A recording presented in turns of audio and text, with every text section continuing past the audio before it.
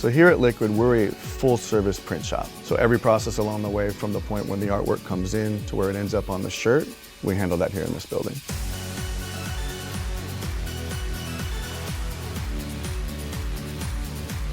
Hey, I'm Marshall Atkinson, and we're in Oceanside, California, 8 miles from the Pacific Ocean. We're at Liquid, and today we're going to learn all about fast turn retail production. So Brian and I are partners in the company. We met many years ago at No Fear.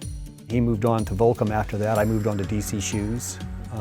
Then I owned my own print shop. Brian owned various companies up in LA. You know, we got back together and started dabbling in this, got our foot with a few stores that we had connections with, and we brought the team together we thought would be the best team. And so far it's worked really well. There's a lot of screen printers out there that'll just, hey, I'll take your black and whites, I'll throw some ink on it, we'll ship it. We kind of found a niche, and our niche is really design and development.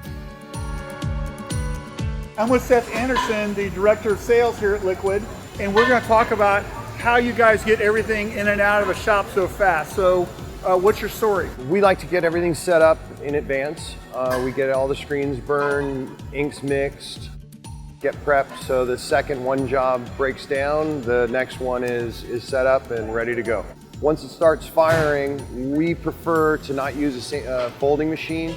So right off the dryer, we will hang tag it, fold it, poly bag it, done. A lot of facilities will actually, after it comes off the dryer, they're gonna fold the shirts back up, they're gonna roll those shirts off to another section and then do the packing. We do it right off the press because time is money. The key to getting things through faster in your shop is really being organized, all the preparation you do, how you communicate with stuff, using your whip order process. Yes, we actually make sure that the price tickets, the polybag labels, the polybags themselves are different in a lot of cases. Some require multiple languages, some require holes in them for child protection. Right. So yeah, we're very organized at the front end, so production runs very smooth. I'm with Christine Adams here in the sampling department here at Liquid. She's got a lot of awesome stuff in front of us. So what are we looking at? So we're looking at a program that we've put together. Our buyers will sometimes come to us and they might have a vision of what they're looking for, but most times they don't. So we have an art department that works really quickly to take the vision of our buyers and put that down into art forms on paper to create something that they're gonna love that's gonna sell and retail in a store. George Gabelli is the director of the art department here at Liquid. So talk about how you set up your process to make things easier for production. Well, I just create CAD sheets to go out to the floor and put the information on the CAD sheets so that way the operators or the sample guy knows exactly what to do. On a critical rush order, this really helps that process because it eliminates a lot of questions in production. Well, it's better to have a roadmap where you have everything put together, where it shows your colors, it shows the distance, it shows the positions, whether it's a front and back print, how the job's going to get packed off the dryer, whether it's getting folded, tagged, bagged, pre-packed, any of the variables that we do into the box with labels on the boxes, and then set up on a pallet so that it can ship out the back door. So in the world of retail, 99% of the jobs require a pre-production sample. If something's off, we have to approve it actually before production runs it. They bring it up here and we have to make sure that everything looks the same as the sample we receive from the customer. If something's not right, we have to let them know and just make sure everything is according to what the customer needs. Jesus helps us to achieve exactly what the original comp was intended to look like. So he'll actually mix the inks himself, he'll change the sequences and run it many different ways. As he's printing every sample, he's actually keeping track of everything he's done.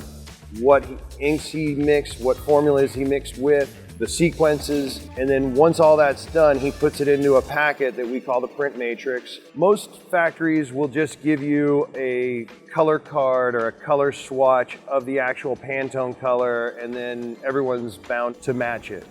What we do is we actually take the ink that he used and we put it in here, we run it through the dryer, so when this is run at this facility or at our sister facility in Mexico, they're actually not matching 703.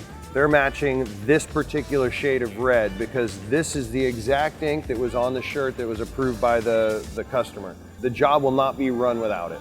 We run a factory in Mexico as well that runs in unison with this factory, so any job that we're printing here has to also be able to be printed there. Are you taking the samples from one facility to another and like shipping them so they have something, a physical sample to match, right? Absolutely. So if we're going to move a job from that printed in Mexico last time, we're going to print it here because of time constraints. The sample that was done is going to follow it with the blanks. So the blanks usually have a print packet with it, which includes the sample, the print matrix, the print sequences and everything. Once the job starts on the machine, we're essentially already preparing the job that's going to go up next. That's making the screens, that's prepping the screens, that's mixing the inks. We stage everything on the side of the press so that it's ready to go. About 10 minutes before the press is done, we have a guy that comes around and he'll place each screen in the order it's going to go up on the press, wherever the head is that it's going to go up on, with the can of ink next to each one of them, so that as they drop it down and pull everything away from the press, they're actually ready and putting the screens up in place and already lining the job up so we can get it up and lined up in about 3 minutes a screen. Good, that's awesome. So it's basically, you've devised a quick turn process where you're just up and down, kind of like a NASCAR pit crew, being organized, knowing what you're doing, and having each team member know their role in the process, correct? That's correct. It's your process that really helps with the speed here, because you've got communication, you've got standards built, you've got an awesome mock-up so everybody in production knows what to do, and everybody can make really good decisions fast because you're organized and you're proactive about solving those problems and those questions before they're even asked. Exactly. We're all on the same page and each hand knows what the other hand is doing. I know you guys take the shirts and you do something special to them, so let's talk about that real quick. In the world of retail, very rarely does Fruit of the Loom make it to the shelf. Huge portion of the shirts in this world are Fruit of the Loom and people don't even know it. Why is that? Well, these come out, we print the neck labels. People want to brand things themselves. Most customers of ours do require label changing. There's a few that still sew in labels, but the majority of our customers print their labels in the neck. We actually prefer to use Fruit of the Loom because it's a softer shirt. It's a 28 single when most shirts in this realm are 18 single. With tie-dye, it's going through a wash. So after a wash and the fact that it's 28 single, just a really soft, beautiful shirt. So what is the most difficult part of getting something turned quickly, do you think? The biggest challenge is getting the blanks. Right. You know, we stock quite a few here, specifically for that purpose, for quick turn. So we try and carry inventory on most of our basic styles, whatever they may be. Right. Blacks, whites, the things that we're using every day that we're getting orders on every single day. The difficulty comes when a customer wants something that's not in the wheelhouse. Right. A long sleeve, a fleece hoodie or something like that where we have to bring goods in from back east. Because then we're dealing with, do they have them in stock? We're dealing with 4 or 5 days freight. Those are most of the difficulties. Just this morning, somebody called and said that they were gonna give us a 12,000 piece order, but it had to be shipped within 2 weeks. The only way I could commit to saying yes to that was to verify that those blanks were in California already, because this particular job has to be prepped, bag tagged, printed, and we need 3 days to really do the whole process. We can't, in that situation, wait 7-8 days for the goods to arrive. So in order to facilitate a quicker turn, sometimes you actually have to have the inventory right here in your hands or somewhere where you can get it quickly. Absolutely. In order to meet the needs of your clients. We are constantly developing. So I'm in Mexico 3-4 times a week. I go down, work on concepts, bring new concepts, come up with new ideas, and then we create garments like you're looking at in front of you. Right, and you take those ideas to your clients? We kind of go backwards. So a lot of people wait for the customers to bring them ideas. What I will do is develop new concepts, new treatments, new techniques and things like that, and actually go to the retailers first. We're in an entirely new section of the building here at Liquid. This is the showroom. And Christina, what exactly are we looking at here? So this is where we bring our buyers and our customers when they come to see us. Some of the things that we've come up with that are proprietary is this we call our mosaic beading effect.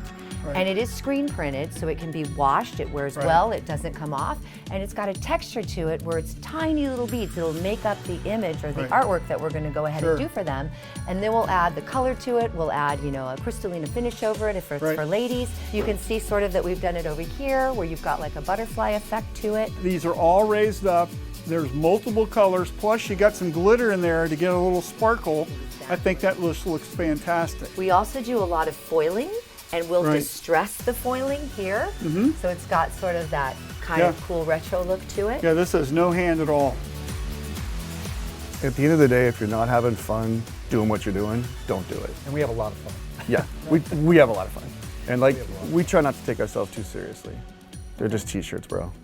Bottom line. So we're making t-shirts and we enjoy it. We kind of treat everyone here like their family. We kind of take care of them with their problems and things, and we're watching people grow up, and it's a lot of fun. It's satisfying. I really want to thank both Brian and Mike for their hospitality here. It's been great checking out your process. Thanks. You're welcome. You're welcome. I appreciate it. I'm Marshall Atkinson. This has been another episode of Adventures in Apparel Decorating. Thanks for watching.